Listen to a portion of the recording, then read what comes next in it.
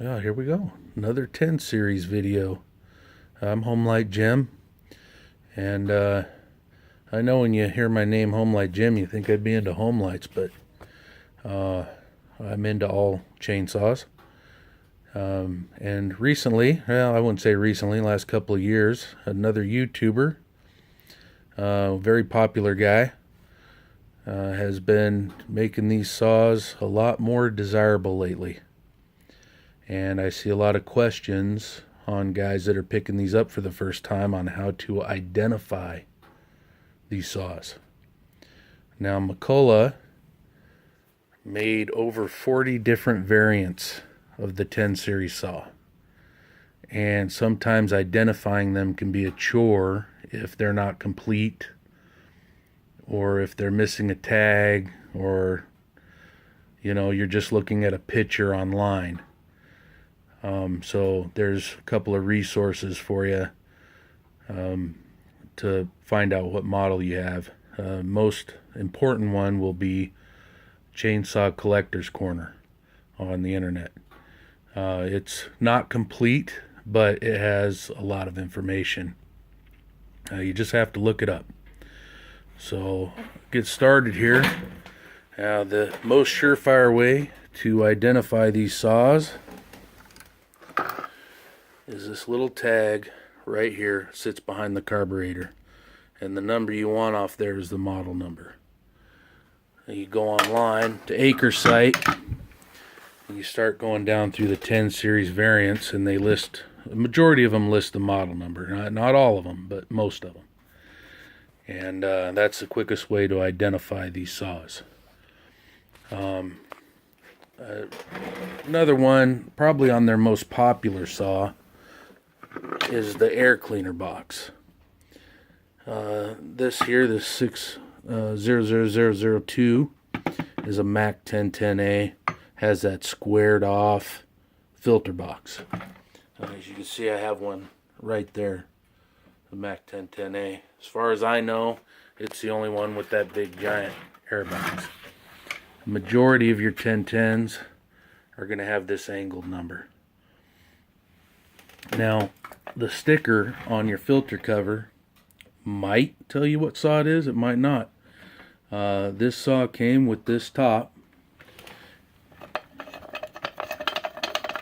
Look inside here, and there's no tag.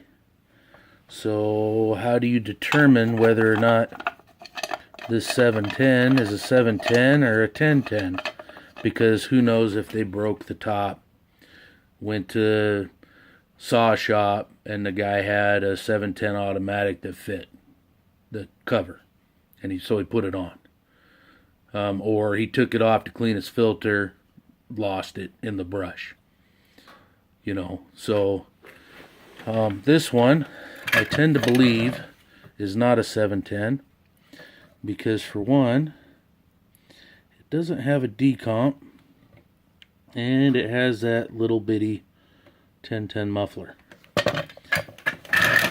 Now, the reason why I know that is because I actually have a 710 automatic right here, and there we have a decomp, and we have a full stack muffler. Plus, I'm pretty sure the fins on this 710 are a little bigger. There's a little more block underneath the hood there. Then, as you can see, how them fins are kind of rounded off. Not so much.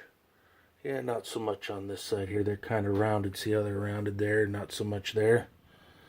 So, where those fins kind of go out. So, could it be a 710? Maybe. I'd have to measure the piston to find out for sure. But more than likely, it's a 1010 with the wrong top. Measuring the piston will get you close to what cc the saw is. So you want to take your muffler off, which you'll probably be taking it off to clean it anyway.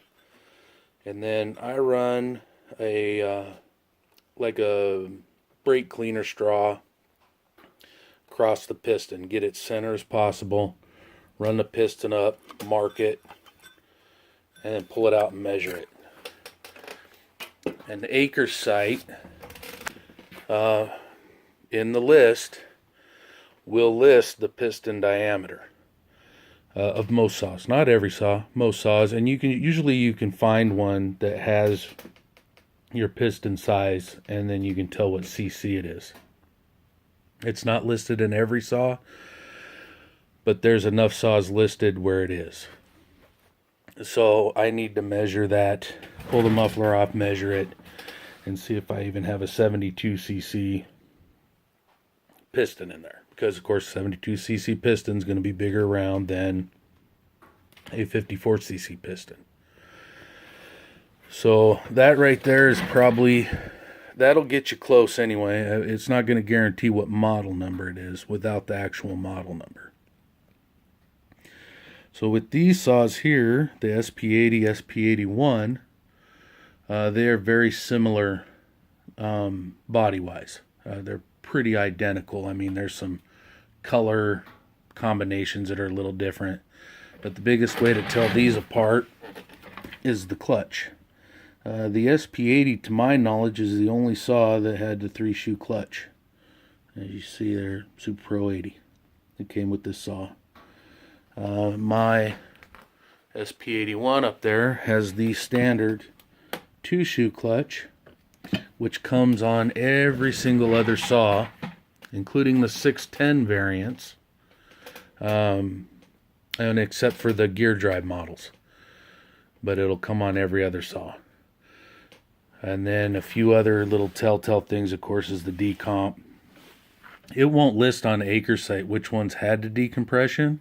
Not every one. But some of them, most of the time, the bigger ones had the decompression. So like this one here's a CP, or a ProMax 700. It has a decomp. The 710 has a decomp. Of course, all the 82 cc's had decomp. SP60s have decomps. Your normal Pro 1010s, I mean, maybe some of the later ones might have one, but I doubt it. All my Supers and my Pro Max do not have decompression valves. The other thing you can look for is whether or not it has an electronic ignition or a points ignition. And that'll only get you so far as well, because at one time when they were switching everything over to the electronic ignition, they made the same saw, but one with electronic and one without. And so you get some like 1010Es or electronic, says electronic ignition on it. Like that one right there. It says electronic ignition. And it has the electronic coil on it, but it has a standard flywheel. So same, it might be a little different, but pretty close to the same flywheel. I know a lot of the electronic ignition saws have more fins. I know the ProMax 700, the flywheel off of it, which is in the bucket over here, had a lot of fins. They were spaced pretty close together. So that's not a guarantee, but it can help you narrow it down between models. So if you start stacking everything up, you can get pretty close. So you might not get exact model number, but you can at least tell what cc it is and kind of guess. Because like I said, there's a bunch of them. So yeah, that's just a quick little video here of how to identify your 10 series chainsaw. I hope you found this informative, and we'll see you in the next one. Thanks a lot, guys. Bye.